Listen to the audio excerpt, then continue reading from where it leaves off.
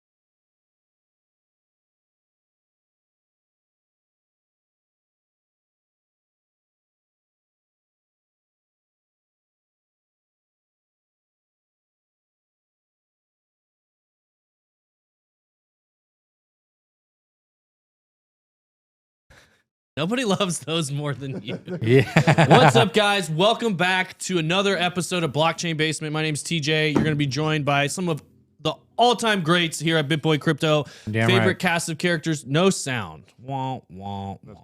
That's not true. You lied. Unmute yourself, buddy. Multiple people said it. That could be a joke from this morning when I had no sound on the morning stream. So anyway, welcome back. We had a crazy week last week, an absolutely crazy weekend. I feel like it never stopped. I was talking with Justin Williams. Okay, there you are. Okay, they said speak up. Nice transition. Yeah, we love the transitions. BJ loves the transitions. So, I hate them. Chef Crypto, Razmataz, Crypto Thor, Joe Stockman, Mr. Techno Goody, Corey Harden, I already said Razmataz, Urkelson. TJ definitely not muted today. So I just want to say hey to some of our favorite basement dwellers. Over the weekend was absolute insanity. We saw everything from FTX hack, not hack, supposedly moving funds, crypto.com sending funds to the wrong places, Vitalik. While nobody was looking and all the drama was going on, sold about $14 million worth of Ethereum from his own wallets, which is, we'll touch on that a little bit. But the number one thing for sure is all of the craziness around FTX, Alameda, Caroline, Gary Gensler, Caroline's dad, the connection there, Ukraine funds. We got almost, Elon Musk, rejecting SBF for the Twitter deal, all that stuff we talked about a little bit last week. It just kept rolling out over the weekend. So we've got a lot to unpack. It seems like this is the gift that just keeps giving or taking, depending on how you're looking at it when it comes to crypto and digital assets. So we're going to be talking through all of that today, joined by the one and only NFT Alpha co-host of the morning show, DZ underscore BTC. Make sure to check him out on. Oh man, we got I guess it doesn't matter. So there's DZ's number. We got Nick Diamandi, which I thought was Crypto Sunglasses. I don't know about this Nick Diamandi stuff. Crypto Sunglasses on Twitter, crisis. Everywhere else. Obviously, my name's TJ. I'm Hit Network underscore most places, and the beautiful Crypto Alley B joining us here today. There we go. Okay. We'll start with Mr. Techno Goody. Kind of a serious question, kind of a joke question. Do you think SBF let Wang in his backdoor Nick? Gary Wang, SBF. Did it happen? In his backdoor. I think Gary Wang is the backdoor. Boom. Gary Wang is the guy. SBF is the patsy. Was that an analysis reference? No. Oh, no, okay. And for those of you guys who don't know, Nick or Crypto Sunglasses here, one of our head researchers at BitBoy Crypto, when it comes to dirt on this situation, you probably have a lot more of the actual details than I do. I know a lot of the high level stuff coming in, but the Feinberg stuff, the Gary Wang stuff, a lot of that kind of stuff, you've been kind of sifting through all the different stuff rolling in. So, I mean, I would say let's start with that. The number one thing that came out over this weekend is some of these. They called it a hack. Basically, it's a burn it down to the ground. Thank you for the subs. Shit. Oh, wow. 8 gifted subs. What a beast. We appreciate Corey. that, Corey Harden. What a dude. Santa Claus over here. So obviously that happened over the weekend where I think it was Friday night. All of a sudden we started seeing all these funds moving out of FTX wallets, user wallets, getting transferred different places. It seems like it's a burn it to the ground kind of scenario. But the thing that became clear is there was a backdoor built in from day one. Yep. Also, a lot of stuff with FTT and Alameda being linked together from the very first inception date. The basically deployer of that contract was the one in address interacting with a lot of these things. So I'm just gonna kind of open it up to discussion. How much of you guys think this was planned from day one versus kind of overwhelmed, got too big too fast, and just made mistakes and got overwhelmed? Like, do you think that's believable at all at this point, or do you think it's clearly? We'll start with Nick and then we'll go from Nick to Nick. We'll start with sunglasses and go from there. What do you think? Planned from day one or just, got too crazy and, made a mistake? So I think there's an important difference to make between SBF and Freeberg and Wang. Okay. And so what's that? SBF is a TradFi bro who has an Adderall problem. He doesn't really know anything about crypto. He doesn't care about crypto. He does not care about the Cypherpunk ethos in any way. He just saw a way to make money because that's what his parents taught him. Mm-hmm. So I think he set up FTX with the sole explicit purpose of making money with synthetic assets, of digital assets. But Freeberg knew how to run a scam online, and SBF is nothing but a ball of dough ready to be molded into whatever shape a greater force can push him into. So Freeberg latched onto this kid as soon as he could and saw a way to make a patsy. So I think it was from Freeberg's first day, he was figuring out a way to give Sam enough rope to hang himself and make this backdoor. There you go. So, okay. So for him, it was evil from maybe one last click there. Oh, okay. Gotcha. Yeah, I trust you, PJ. Yeah.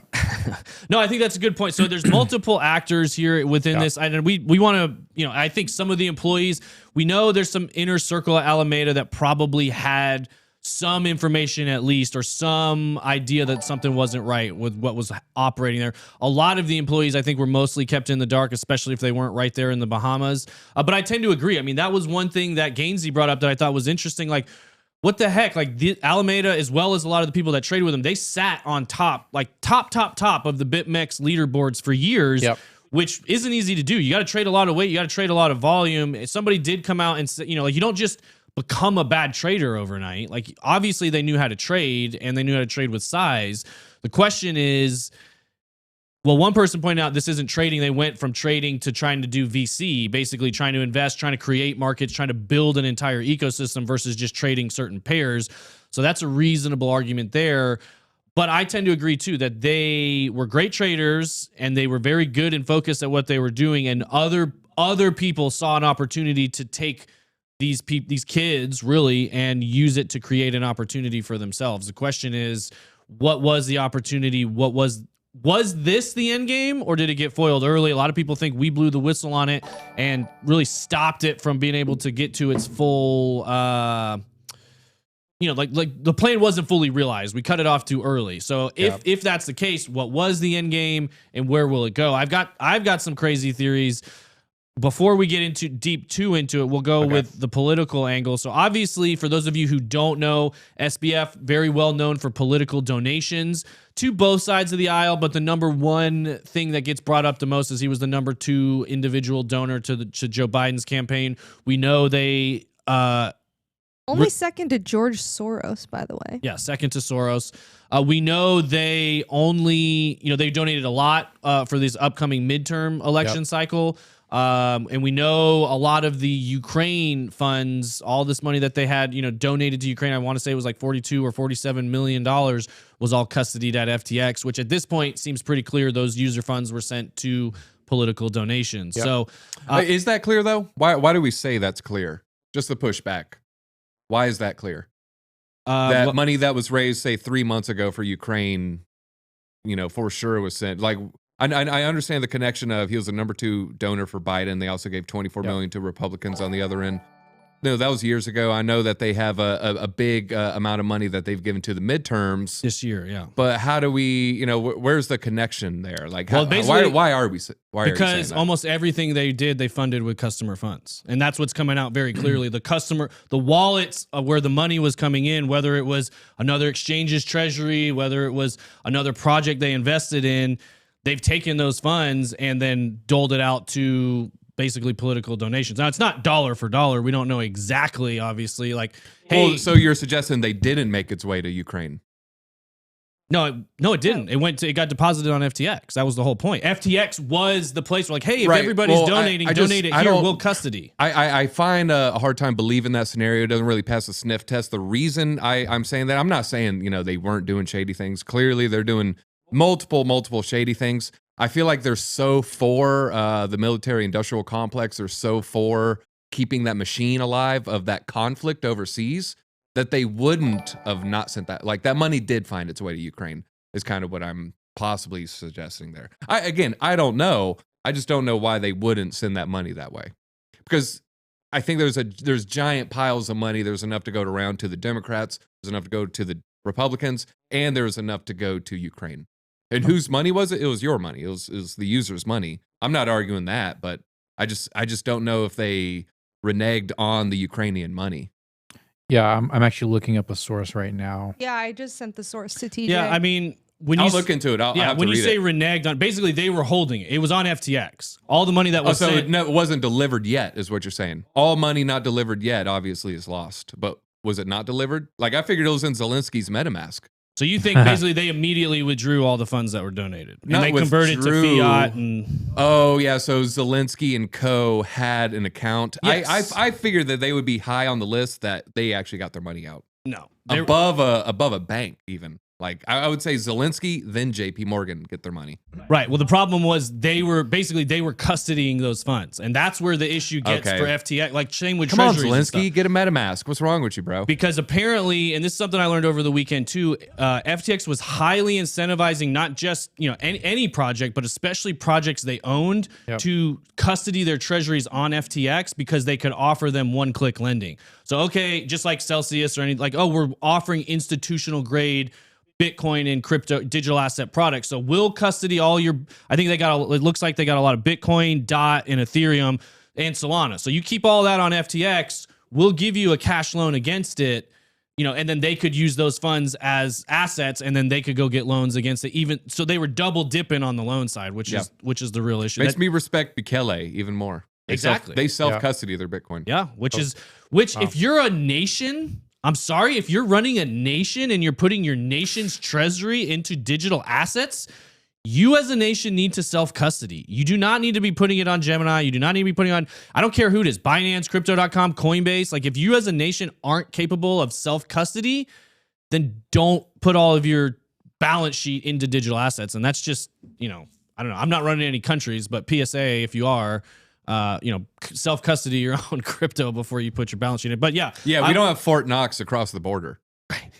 Exactly. Well, no, I think it's good. Bukele, I think that is a good point. A lot of people were coming out there saying, like, that was the joke. Oh, all of El Salvador's crypto is going to be on FTX. Fortunately for them, it wasn't. But I think that's what we're going to learn this week. I mean, we said it on Friday. We've never heard the word contagion used so much in the crypto industry, where everybody's coming out saying, oh, the fallout's going to be, there's going to be weeks worth of fallout from this. But I will say this, CZ said it on the spaces that he held this morning, which if you guys didn't get a chance to listen to it, I wouldn't say it will make you feel better, but it won't, maybe we'll put some of your questions at ease. They did come out to say, and I think he made a good point, that there's going to be more fallout for weeks to come from this. But just like with Terra Luna, the biggest fallout was the immediate one. The day it crashed, that panic, that was the biggest hit that the industry took. Now, of course, Celsius folded afterwards, Voyager folded afterwards. Really, this Alameda folded right then. We just didn't know it. So like this is still the fallout from the Terra Luna crash. And this, you know, supposedly estimated wrapped up to be around the similar size. I think they said could be as up to 50 billion when you count all the liabilities of every other company that was owned by Alameda, which is approximately about the same amount that got wiped out from Terra Luna. What are you laughing at over there, BJ? Razzmatazz. Yeah, it's a funny comment. That's the best comment of the day so far. Yeah. Biggest contagion is coming from Alameda's weekly orgies. Yeah, You that's said it. true. So, yeah, I mean, hey, it's the basement show. We're allowed to say it's allowed to get a little more relaxed on the show. Yeah. So that was Never mind. not that relaxed. I mean, you have BJ. you have that I was gonna say, like, ocean, Rick you have Williams. those Bahamian nights, you know, that rum starting Yeah. to flow. You're in the mansion. Step out Albany Towers, you look over at Justin Man. Timberlake doing God knows what. Yeah.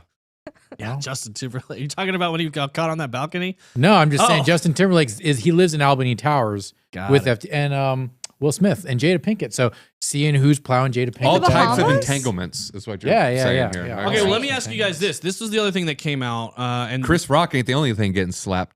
Hey, there we go. There we go.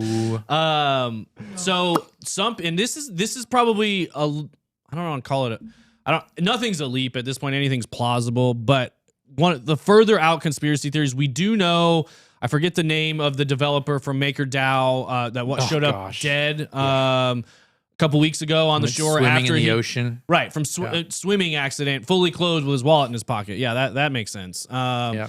He tweeted a week or, you know, Boating accident gone too far. yeah, yeah, exactly. A couple weeks ago, he tweeted out that he had stumbled upon a pedophilia ring in the Bahamas, or in Puerto Rico and the Bahamas, is basically what he said, Yeah. and that he was going to get framed from his laptop, you know. And so now this is a guy that runs probably or co-founded one of the largest DeFi protocol, MakerDAO, you know, the number one functioning DAO. DAI is the number one decentralized stablecoin, I would say. We know a lot of the hackers, when they were converting all these funds, they were converting them to DAI because you could get into that ecosystem, wash it, you know, maybe use a mixer or something along those lines. Not saying we advocate for that. That's just most likely what was happening. What are the odds? And anybody in here, do you think there's any connection between that guy washing up and getting killed, basically murdered for what it looks like, and all of this? And that was a day before or days before that massive transfer of FTT of $4 billion from FTX to Alameda. You think there's any connection with any of that? I would say yes, but not knowingly. I think if there is a connection, it's because crypto is just so easy to launder funds and to move money from party A to party B. There obviously is a dark underbelly within the intelligence community involving child prostitution. Like that's a fact. That is right? a Like, fact. that's Did say just in a fact. I'm just kind of stating general facts here. That was stated in the tweet. He said the CIA and global elites are going to be. Well, I the mean, we ones that- saw with Facade. Epstein Facade, yeah. and Well, Maxwell, yeah. that is a thing that happens. Absolutely. And crypto is a easily, you know, there's like hidden. dozens and dozens of CIA people who are pedophiles and have never been prosecuted. This is like AP News, like Bloomberg, all these people have covered. There's like a lot of pedophiles in the CIA and they know about it and none of them have gone, like none of them have been prosecuted. Never mind all the freaking Well, those CNN people producers are probably, that are pedophiles. you know, on the vanguard of finding compromat, meaning like bad information on someone. So Yep. if you have some shady guy in the agency, of course you're going to go send that guy Yep. to go party in a mansion, and then you know they got a little camera on their glasses, a Yep. little camera on their tie, and next thing you know, you have these rich, powerful people Yep. compromised. They're seen with the 17-year-old model, 16-year-old model in some island. So that is a thing that happens. It has happened. Is it likely that this was happening in Connected? that mansion with the orgies? I would say unlikely, but I think it is likely that they probably sent people to launder money there. Like, Yep. Or, you know, agents used FTX in the Bahamas to launder money. Now, Yep. the MakerDAO thing, yeah, the whole thing is very suspicious. I don't think you are privy to that world unless you're dirty. And so I think that MakerDAO guy was probably Yeah. dirty. He's That- probably like not a good guy. He got in over his head and got pinched. I don't think it's any more than that. Yeah, if anything, he was an asset. Like, Yeah. yeah, you know, you're a piece of scum. You Yeah. know, using children in ugly ways. While you're at it, go compromise other billionaires. Yeah. So, and he was no That's longer my guess. useful, and so Yeah, the thing is, though, I feel like the CIA, we wouldn't know if they killed him. It wouldn't be like with a wallet in a pocket and hidden. You know, they would Epstein He him. would There'd be- disappear. Yes. yeah, Yeah. There would be nobody. yeah. So it could just be a pissed off father. You know, I think it's even simpler or a than local that. cop that's just tired of corruption. I think it's simpler than that. I think he was doing dirty business in Puerto Rico. He got on the wrong side of a drug dealer or some Russian mafia or whatever, and they just threw him out. Could have someone compromise a billionaire businessman, said, "Go kill that guy." Exactly. I think it's Compromise me. just that simple. Yeah. And the FTT or FTX thing is ancillary. I did want to bring up, you're talking about CZ saying kind of like calming the waters this morning on that Twitter space. Mhm. Kobe did the exact opposite on Bankless. I don't know if you saw him on Bankless, but they said, hey, like, what is this effect going to have? You know, how's this going to affect crypto during the crypto winter? And how long do you think it's extended the winter? And he was like, oh, years. And he was like, well, yeah, so like we're going to feel this effect for a while. He goes, no. The crypto winter is going to go on for years more now.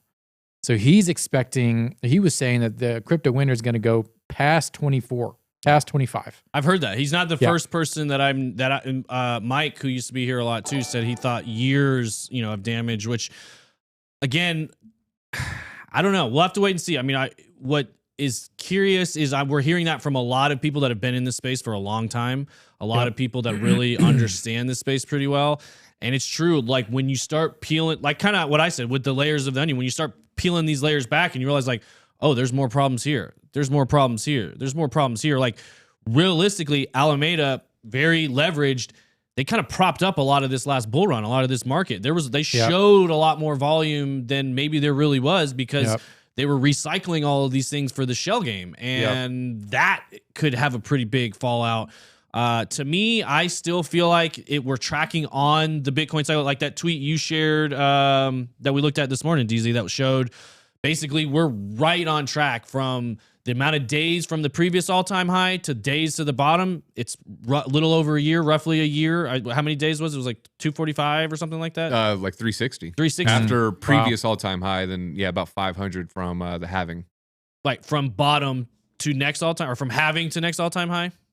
From bottom to halving is 560 days. From all-time high to bottom is 365 days. And we're basically. tracking. We're right there. We're almost in this like golden week. Right. Like, this week is that similar to January or December of 2018. So I tend to feel like we're still going to follow that cycle, and almost every single time, just like there's people saying the bull run won't end and the cycles are broken, we're going to go up forever, it's too much adoption, blah, blah, blah, blah, blah. In the bear market, you have the same thing of the opposite, that, you know what, we're too far low, like when we were coming up to pandemic kind of stuff, like, oh, the macro economy's so messed up, like we don't know if we're going to be able to get out of it, like we're not going to be able to recover from 3,200 or any of those kind of things. The cycles are broken, and then we got right back into it. So I'm still maintaining next year's going to be slow and boring. 24, we're going to start moving back up. 25 new all-time highs, because that's what we've seen so far. I have a question for you guys. So 2017, it went up. It's not like there's some crazy quantitative easing policy going on. It's essentially just an economy just kind of doing what an economy does. Just, not super high, not super low, slow, steady growth. QE back then. They were still doing QE started in from 2008. 08. Yeah, they've been doing it, but not compared to like 1920 and not compared to like 09. And so post 08 is what I should say. Post 08, it was just a normal year. So Bitcoin obviously had a nice skyrocket. And why I say is because the halving cycle, right? Yeah. I mean, so why would that not still create huge demand? Yeah. And the demand of those watching at home, there's 6 Bitcoin made every 10 minutes. And in about 500 days, it's going to cut down to 3.5 or 3.25, actually. So there's people who buy Bitcoin every day. There's net buyers. Obviously, when price is going down, there's more people selling than buying. But there's people who just buy Bitcoin every day.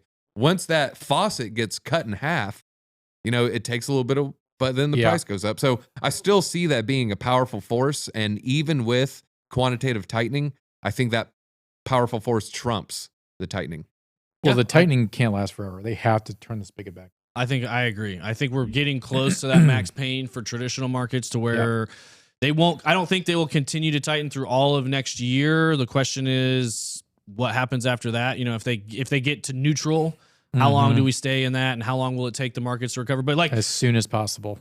you think so? So like, so let's go. Let's take it backwards. Instead of looking at the crypto market and kind of speculating on the traditional market, what do you think the traditional market's going to do next year? And do you think that will impact crypto? Like, basically, is the Fed still in control of the price? Yeah, I mean, the Fed's not going to reduce interest rates for at least another year because it takes a year for interest rate hikes to really get their full effect. So they need to let this cake's got to bake for a little bit. And it's going to be a minute before they really start to adjust things. One thing that's going to be a catalyst, I think, moving forward, where we're going to see more explosive moves like in previous cycles, is I think leverage has gotten washed out. So I think there's going to be a lot more spot trading of crypto because leverage has a really bad rap right now. And especially anyone in America who's doing their leverage trading overseas now, like they're going to be extremely cautious about that. People are not just going to leave their bank accounts on FTX anymore. Like that's not going to be a thing. I have the opposite take. Leverage is going to have an even bigger run next cycle. How dare you disagree with me live on because camera? people are going to have financial apps, and it's going to be easier and easier and easier for just that regular Joe to leverage trade from home. And it's similar to how it was 4 years ago. So like for retail? 2018, Bitcoin's going down. Everyone Yeah. got wrecked leverage trading. And then, then for a year, it's only the serious traders because it's boring. But then, remember Ben leverage trading on the live stream? I was leverage trading. All Yeah. my friends were leverage trading. Guess what? We're all like making gains because it was Yeah. just going up, and everyone's going to kind of be bullish, except for the savvies of the world. So- but if you lean bullish, you're going to do well during a bull run if you leverage trade. So you're saying leverage trading for retail. Do you think institutions are going to get into this leverage trading game, or are they going to be a lot more conservative with their crypto holdings compared to this past cycle where they were like, yeah, 3 hours They capital, didn't get do washed whatever the out hell by you leverage want. trading. They got washed out by investing in scams. And yeah, so give it a year and they'll start leverage trading just as hard as they did last time. So they're just as dumb as dumb money.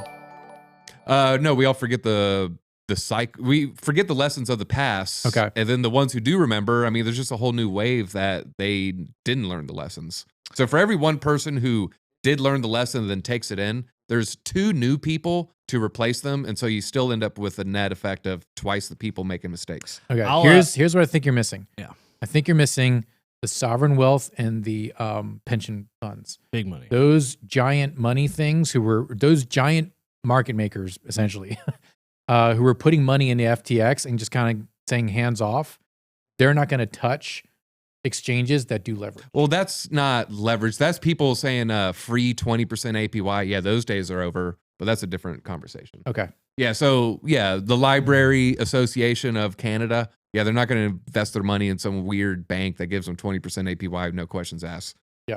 Okay. So there's going to be less. But I would say that's not leverage. Like I don't say like these librarians are like, yeah, we're investing in this leverage. I don't think they have that thought. No, they're giving their funds to FTX. Yeah, because it was the Ontario Teachers Teachers Union, yeah. Union. Like they're not pension trading fund. it themselves. It's just No. the guy who directs the funds for that union was convinced that putting it in FTX would be a good investment and they'd get returns on it. Yep.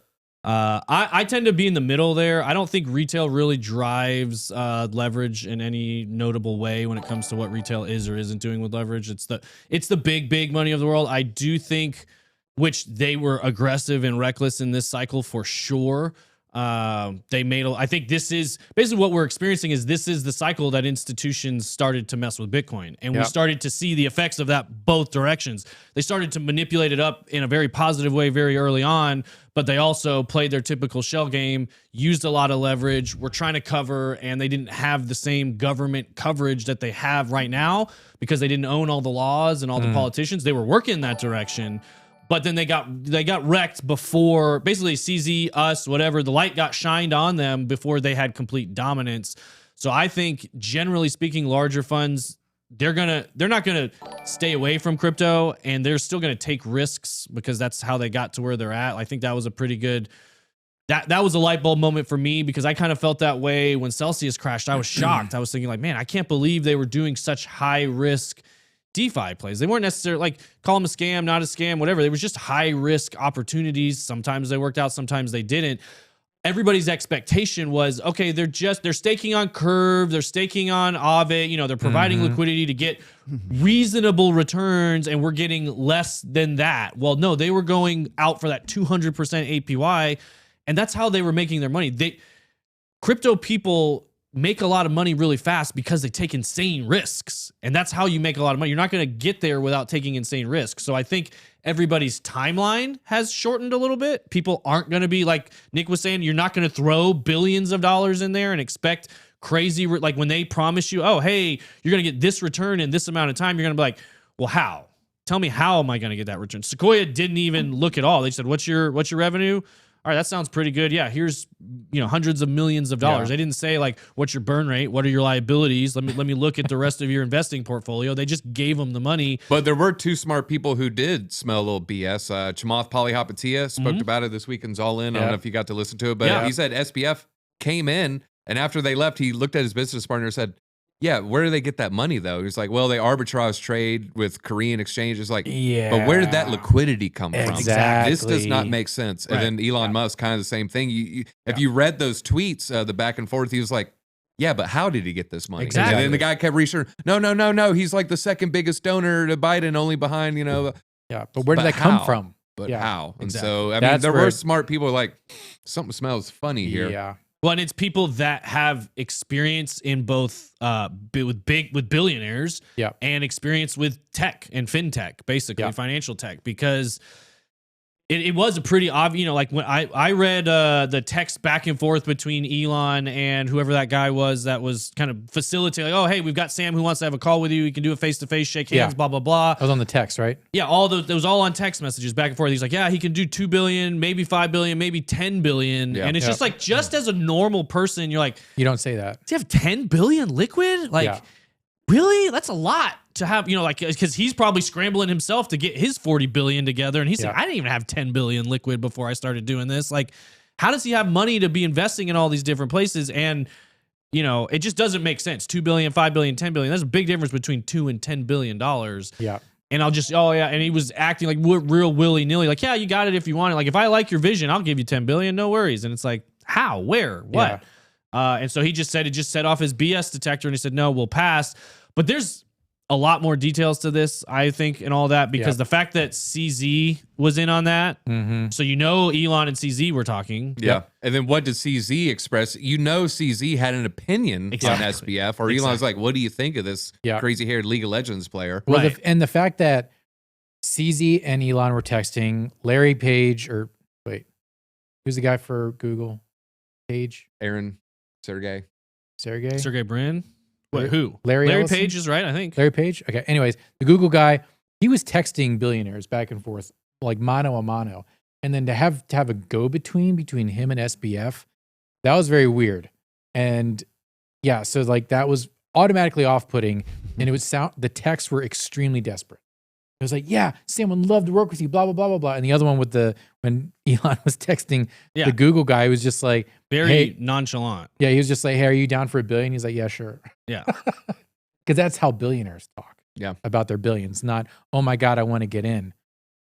Because that's what you say when you have money from the CCP. Yeah, well, and so that's a whole other thing of like CZ's coming out of this looking like the hero. They've got all this money, greatest exchange, which I think, again, proof of funds is important. Transparency is important, but it does start to set up Binance with an insane level of market dominance that they already have. They already own everything. They already have an insane amount of the volume. We don't want the entire industry built around Binance. Now, that being said, I like the way they're building. I can see why crypto ethos is drawn to it, and they're in a much better position than a lot of these other businesses that have just gone under.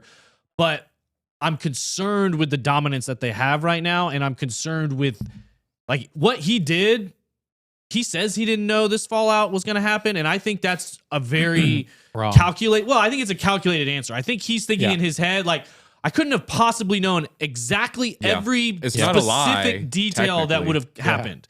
But he knew it was going to be bad, and he knew it was going to be dramatic. And if you ask him, well, what was the probability rate? He'd be like, oh, yeah, 99.9. Yeah, exactly. But I didn't know. Yeah. 100. Yeah. And so, like, that's what's concerning to me a little bit is I think he's doing a good job leading the space, but I want to see it coming from other people as well. That's part of why we're working with BitGet, which is also going to be doing proof of reserves disclosures and all that stuff as well. But it's another exchange. We want free market competition among exchanges. Obviously, we want all users to custody their own funds. We want to have trading products and things that are good for traders and offer Bitcoin and digital asset products to both retail users and institutions.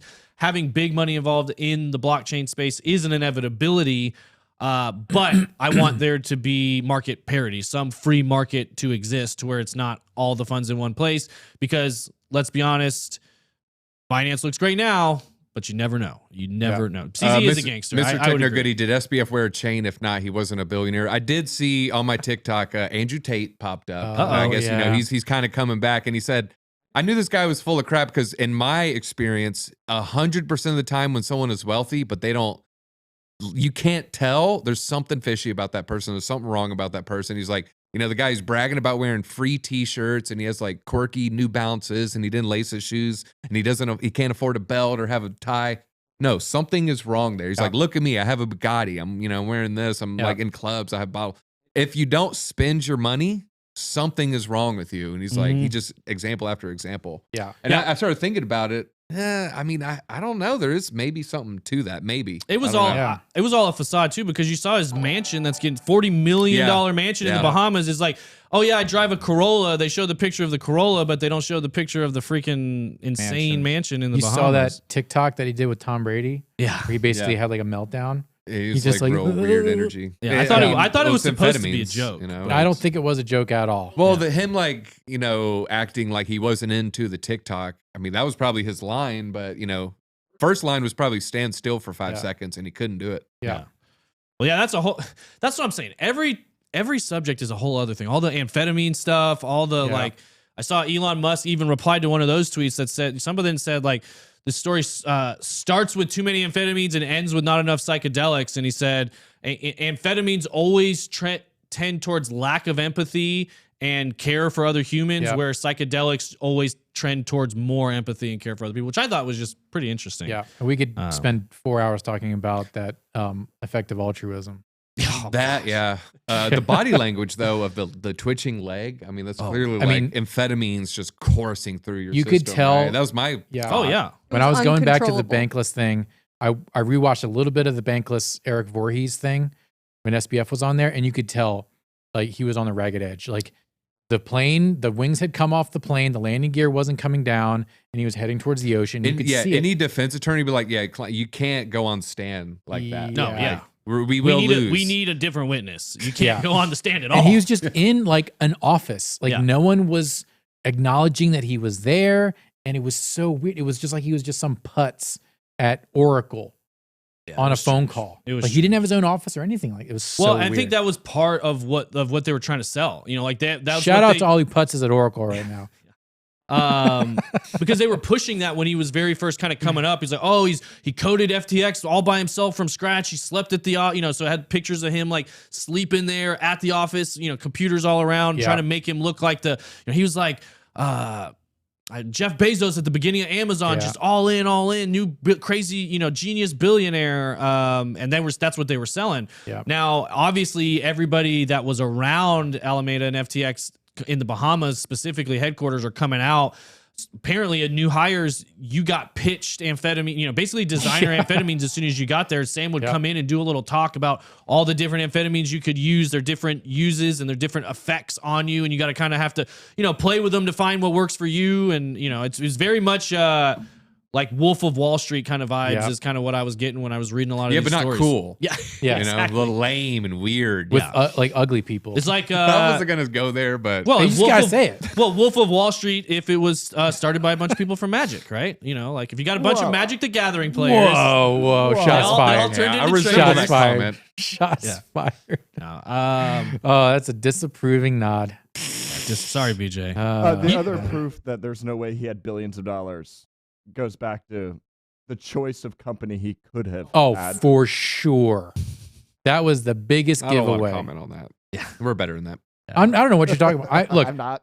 I'm just saying he did not hang out with rich people very often. He wasn't partying with rich people.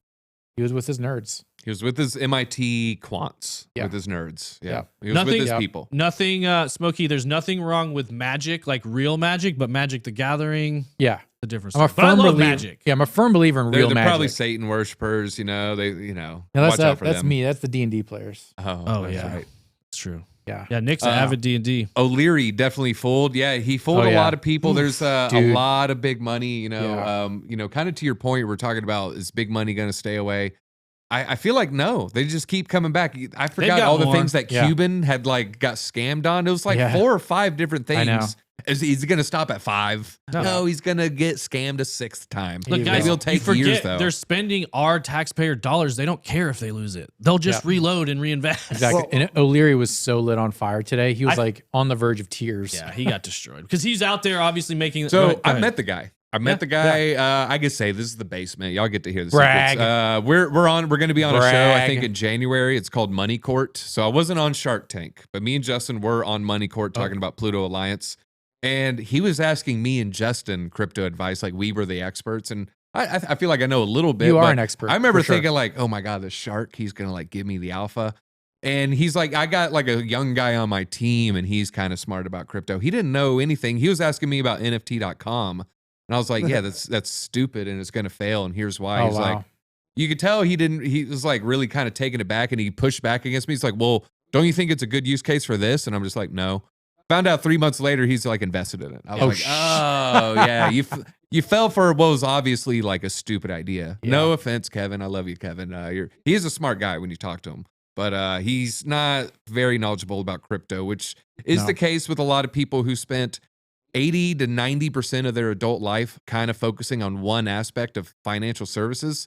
And then all of a sudden this brand new world opened up and it's like a whole Yep. new paradigm with brand new rules. And a lot of people kind of operate with the previous blueprint. And that's okay. Do we want to go down a really deep rabbit hole? Is it about crypto? Barbara? Yeah, is it a crypto rabbit hole? It is. So Okay. Barbara. 2019 FTX set up. 2020, we know what happened. Huge amounts of money, largest printing ever. Mhm. 2021, Gary Gensler goes into place. 2022, all this happens. So do Mhm. we think this has been in the making since 2019? It's I- a stretch. It's No, a stretch. I don't think it's that big of a stretch. I don't think it's outside the realm of possibility. So, That's- so BJ, you're painting out a scenario like the Wuhan virus lab. They're like, hey, don't drop that beaker yet. Sam still has to set up this entity in the Bahamas. Okay, it's open. All right, drop the beaker. There's just so many Wait, why are we connections. talking about the Muppet? There's so many different connections that it's hard to believe for me at this point that it's all a coincidence. Like his brother Gabe Freed had an organization called Guarding Against Pandemics, started in 2018. His mother Barbara had Mind the Gap, which was like a secret super PAC that raised billions for, the Democratic Party. It started in 2018. FTX launched 2 weeks after Biden announced his presidential run. And then, his aunt Linda is a epidemiologist working with the World Economic Forum. Yeah. I didn't know there's that. definitely a lot of, all that stuff's pretty crazy. There's definitely something with the timing of like the 2 weeks apart of FTX and that super PAC being created by his mother. It's weird. It's weird. And we've also Maybe got... they both just did some huge thing 2 weeks apart though. Maybe. Well, it could be. That's what, but I think that's a good point. When you see so many coincidences, I think it's going to be hard for any of us to nail and down Caroline exactly. and Gary. Plus Well, Caroline and what I was- Gary. that's what I was going to say. Caroline, the CEO of Alameda, her dad is Gary Gensler's boss. Before he was over at the head of the SEC, that was his boss. So now we've got basically people that are directly connected in a very, very tight, small circle that made some pretty substantial moves in 2020 when everybody else was focused on other things. Sure, it could be. That's why that's all these reasons are like the main reasons I don't think like the collapse was planned. I think Gary and co like, oh yeah, we're all connected. We all know each other, just like it happens all the time in politics and the finance world. But now it's just kind of happened with a new social network. And I think that social network was pissed as F that this whole thing failed. They're like, damn it. Yeah, You know no, how much FTT I had? We were going to make it. Yeah, I agree. You I just think, dropped the damn ball. Yeah, So CZ is the spoiler. yes, 100%. Yeah, CZ popped the balloon of like all these insiders getting Well, and rich. that to me is what sets up the narrative that this is the U.S. elites versus China elite. I don't You know. got the big money in the United States that had a really good ruse going on Yeah. that probably would have made it to the end if it wasn't Binance calling it. So early. you think Binance is a CCP, FTX essentially? I think laundering? they've got sway. I don't know about. No. I'm not saying laundering. I'm not saying Okay. that the exchange itself is doing anything wrong. Not anymore. Well, yeah, not anymore. Not today. Yeah. What my point. Yeah, CZ was born in Canada. That doesn't make him Canadian. Just Yeah, China owns a lot of property yeah. in Canada. I don't. Toronto is part of China. Just it was so you there guys in know. Hong Kong. Yeah. Yeah. They're in Hong Kong. Yeah, he did. Yeah, so just that's Just be careful looking at him as the savior. well, yeah. But my point is, if we had basically the top two exchanges in the world battling it out, one of them busted the other one. One of them's U.S., one of them's China. You But know, we it's- got but it's billions of not- dollars First time flown chat, around. by the way. First time chat. Oh, hey, what's up? Hey, Gary. No, just interesting. Yeah. Yeah, so he comes I and agree. sees I his think fan I think and it got busted early. I don't think it was planned to Crypto get Hyman? busted at this I don't point. think the house of cards would have fallen. It wouldn't have. I think they were gonna push that regulation through. Yeah. It would have given FTT would have pumped. Would have been FTX, yeah, would have had a $22 would have been in the rear view mirror. it would have, and it really would have had a stranglehold on the U.S. markets. They had products that make them more competitive to institutional money than things like Coinbase and Kraken. So they would have dominated the U.S. market, which obviously is a huge U.S. market, and they would have had all the regulators in their pocket. So it was business as usual for the powers that be in the United States, and they just got somebody called their bluff. Basically, they said, "Wait a minute, you don't have as much money as you say you're having." Kind of like what happened with the And like we Nixon know shot. someone's saying Bitcoin can't fight a CBDC. We know need CBDC to. legislation's coming. This now allows them for that onerous legislation. We knew legislation was coming, but we wanted good rules. We wanted good laws. I would be more afraid if the Republicans had lost the House, but because we're going to have gridlock, I think Nothing the could really get done. I think Yeah. the CBD timeline has been pushed out at least another 2 years I don't because know. there's I think Bitcoin's the only thing that I think can it's find a bipartisan. CBDC Like though, by the way. why would it be? Why would they fight over that?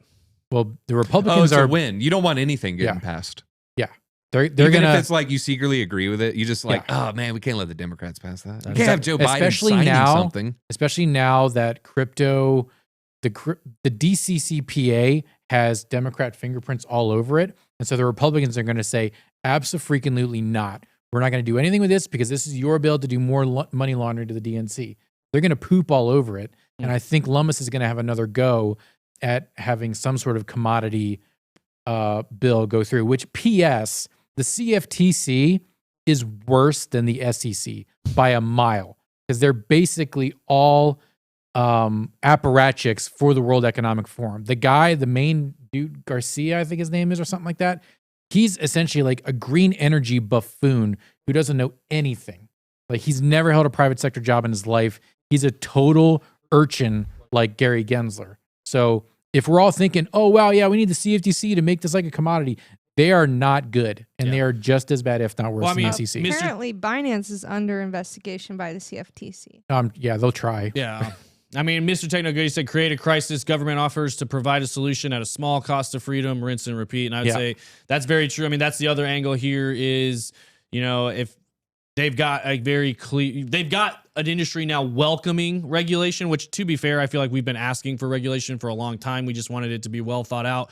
Now I feel like they've got the geopolitical landscape to push through whatever regulation they want to. It'll be interesting to see what actually comes out. So, all right, let me ask you guys this. Do you think, so we all know we all can say pretty confidently SBF's done in this industry after this, or probably it's going to either spend some jail time or not be running any major exchanges in the future?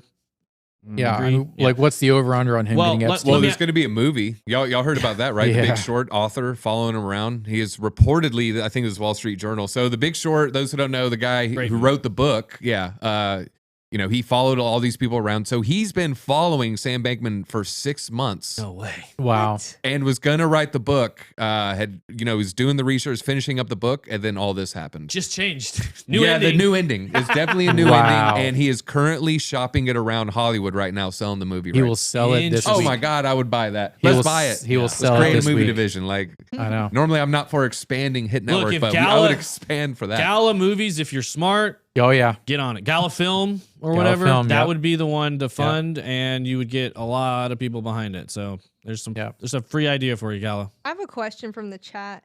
JST Chillin said, so why can the banks operate basically like FTX? Is it because of the banks being insured by the Fed? Well, crypto, you can't really stop people doing a bank run. With banks, you can stop people doing a bank run. So I cashed a big check, and this was Saturday. I said, just this couple days ago, I said, hey, just reference, how long would it take for me to, actually get this cash? I said, well, you need like a day, a few hours. He says 7 days. 7 days. So I just Whoa. laughed. I was like, wow, this is such a scam. This Yep. whole thing's a scam, obviously. But on the blockchain, I just submit transaction. I'm draining your funds. Yeah. And so banks, they have like 0% of what the customer's assets are. Yeah. But they can get away with it because if it takes them 2 months to give them the funds, there wouldn't be a headline. Right. No one would be screaming scam. They would just say, oh, this is normal liquidity crunch. You can't expect us to just, have this money. Yep. Yeah, I can. You're a bank. I can expect you. They've got the government basically shielding them because that's basically the truth. They stop withdrawals all the time. If Crypto.com takes 2 hours, it spreads all over Twitter and it's insolvent. Get your money out. This is one of you won't be able to see this if you maybe push the other shot, BJ. Yes.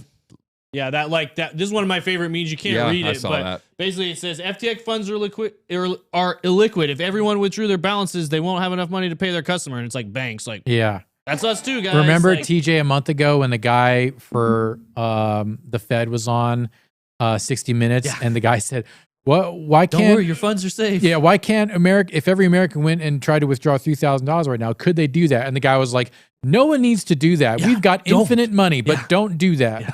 I bring it Mr. up all the time. March 26th, 2020. The reserve went from 10% to zero. To zero. Oh, yeah. They changed it. Zero. While everybody was worried about COVID, they changed the law that said banks have to have at least 10% of your money on hand. Yeah. Now they have to have 0% of your money on hand. They so were able to pass that law really quickly. It's like, oh, yeah. they knew. Yeah. Yeah. Thanks. They Thanks, just pushed Trump. it through. No vote, by the Thanks, way, Trump. on that one either, really. It's just they pushed it through for economic. It was emergency, just like that. Yeah. All these emergency Temporary, acts, Patriot Act or that infrastructure bill they were pushing through that had all this. Yeah, every weird now and then crypto there's stuff. like pockets where we're all in agreement for 3 months, and then that's when the government teams up to pass the worst stuff against its citizens. I said this on the morning stream. Always beware when the Democrats and Republicans agree, because they only agree to F you. Example, no gerrymandering's gone, IRS tax reform, pay raises for Senate. Yeah. Whenever they agree, it's bad for you. Yep. I agree with that. 100%. So we got a little bit more time here. I wanted to ask you guys about crypto.com. I know a lot of people in the chat, probably a lot of people that watch this channel have either used crypto.com. It's another one similar to FTX that was coming up 2019, 2020, 2021, as far as like being a fairly newer exchange, grew very quickly, spent a lot of money, very high profile. Like it was on kind of the same track in Europe that FTX was, running Super Bowl ads, buying stadiums, all that sort of stuff. Then we had over the weekend, crypto.com accidentally sent 400 million in Ethereum to wrong address. The CEO came out and called the concerns FUD. Basically, they accidentally sent $400 million worth of Ethereum to a gate.io address rather than one of their cold storage addresses. They said it was a whitelisted address. It was a complete mistake. Now, interestingly, Gate.io came out with their proof of reserves over the weekend. Now, I haven't looked into it enough to know if they took that snapshot. It appears that was part of it. It appears. So it's then it begs the question. This is one of two things. They're lying or they're stupid. Right. And so are they Neither so one stupid? is good. And then they only gave back about 85%. Yeah, they trimmed them a little bit, and I think they said that was due to fees. But that's the only gas thing that fee. makes me think it could be real, because then they held it hostage. Right. Well, I give you 80 cents on the dollar. No, you need to give it us all now, or we'll take you to court. Take us to court. Yeah. Your whole thing will collapse. Yeah. How dare you? In fact, you have 48 hours to accept 85%, because after that it goes to 80%. Click. You Yep. hang up. Baller. Oh my God, give them, take 85%. All right, we'll take the 80, All right, we'll we'll take take the the 85%. That's how I would do it if I was them. Yeah, no, that's 100%. I mean, it You looks should like run an exchange. oopsied 80% than of your ETH Sam. to a different exchange. You know, like it's a big, like you said, it's a big mistake, and it's not good either way. Either you're extremely, like you shouldn't. You should have safeguards in place that prevent your exchange from doing things Yeah. like this. You shouldn't. There should be safeguards. It should take 2 people signing this transaction to make this happen. So when there's not safeguards in place, it makes you question why. Yep. But they could be lying, right? So then it's like, Gate, hey, we need to show that we have these funds. We're kind of insolvent. Can you help Yep. us borrow some? They say, how about this? We'll let you keep a little. We'll give you a big loan so you can take your snapshot, but now we own 20% of it secretly. Yep. Yeah. Or we get to buy you, 10 months later or something. Well, so that leads me to this question: is everybody keeps saying there's going to be more contagion, there's going to be more fallout, whether it's projects, whether it's other exchanges. Do you think crypto.com or Gate.io could fold in the next 3 months? Nick, which one? Sunglasses. Okay. Yes. Yes. Crypto.com or both? Both. You think they both could or will fold? I think they will fold, and then a third will go with them. That's smaller, like There you go. Hotbit or something like that. BitThumb. Thumb a small. So you think there's other exchanges out there that will fold? Big one 100%. and then a couple other little ones. What do you Everything think? on that diagram that shows who Alameda had invested in, they're all sus. Yeah, I agree. Especially, okay, if the exchange has a token, red flag. Yeah, that's what CZ said as well. Crow got crushed. I mean, let me look and see what Yeah, it's at basically right now. Kraken, Coinbase, Binance because they own everything. And then what else doesn't have? Gemini doesn't have a token. KCS, KuCoin has a coin. They have a coin. So besides those 4 that I just named, consider everyone else suspect and run for the hills. Do you trust Coinbase? I do So do for I. right now. So do Yeah. I. Yeah, and Listen to Brian Armstrong over the weekend. He Yeah. seems like he's on the up and up. yeah, I trust both of them too. And this is Crow for those of you guys who don't know. So it's down, pretty much. Jeez. That run up in November was just epic. Well, and that's what's scary is like Crypto when, Face was when- live streaming that the whole time. yeah, when they run these numbers up and Yeah. then you see that exchange, they use that as an asset on their balance sheet to borrow against. That's when you get in trouble. Like having an exchange coin isn't a huge problem. It's borrowing against it and using it as collateral. That is huge trouble. Yeah. And 2, which is another strategy of the ones who don't have a coin yet, generally like Coinbase are most likely going the IPO route. I would expect Kraken to IPO next year. And so then their stock market. Yeah. Whatever Jesse Powell was thinking about a coin, it's dashed, right? Like It's if not he was happening. like kind of in the camp, it's a lot less now after Yeah. this. Music past 2 Maven weeks. says Gemini does have a token. They have the GUSD dollar, Yeah. but they don't have like a BNB. That's right? a stable coin, which would be similar to the BUSD dollar, which Yeah. most likely, if I had to guess with Gemini, they probably don't even issue their own GUSD. I don't believe they do. I'd no. probably be Circle or Paxos or somebody and like that. KuCoin question mark. Yeah, KuCoin sus. Do not treat it like a bank account. Come on, guys. Do it for trading. Don't be a pro like Frankie Candles, but only have like 1 or 2% of your portfolio on, And guys, on KuCoin. Do that across the board, right? Yeah, Like honestly. that's blanket advice across the board. We've been saying it for weeks, months. At some point it's going to be turned into years. But what about Nexo? Yes, Nexo. Yeah, Yes, Nexo, Crypto.com. hell no. Yes, KuCoin. Get your stuff off of it. Put it on your own device. Unless you don't feel like memorizing a seed phrase, then just let Jesus take the wheel. Yeah. Look, Mr. Techno Goody said it a while ago how we moved away from decentralization. And I tweeted out, I said, make crypto cypherpunk again. This is what we get for moving away from the cypherpunk ethos of self-sovereignty, decentralization, and open public ledger. So I think like this is long-term- what you get. You get, like, just like the Joker said, this is what you get. I think this whole thing with Sam Bankman long term is hugely bullish for Bitcoin. I think Huge. when there's these billionaires and they do want to park 100 million, before they would look at maybe a crypto.com equity, maybe Yep. a little equity in FTX, maybe this leader of this exchange is trying to pump this VC coin. Yep. I think they're going to have second thoughts. They're going to think about what's happened previously and Yep. say, you know what? I think I'm just going to market buy some Bitcoin like an idiot Yep. and hold it. And that's the smart play. That's the way crypto should have been. It should be P2P. It would have helped Mark Cuban. All those scams they invested in, one's down 99%, one was a rug pull, another one's down 95%. Yep. Should have just bought Bitcoin.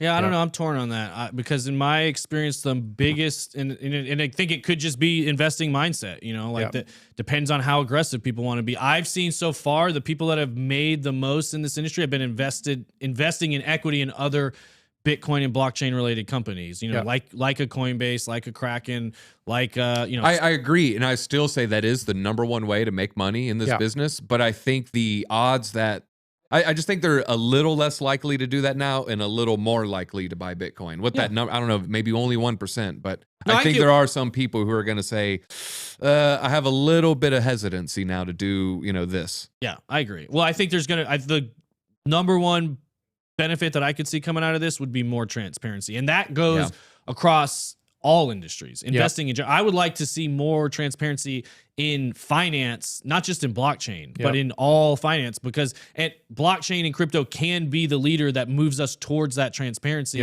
which is what, to Nick's point, where this was born from to begin with. That's what we need to get back to. The ethos of crypto, the ethos of transparency, self-sovereignty, peer-to-peer, decentralization. Trustless. Verify, don't trust. You know, like that's what's moving us forward as an industry. That's what's moving us forward as a population.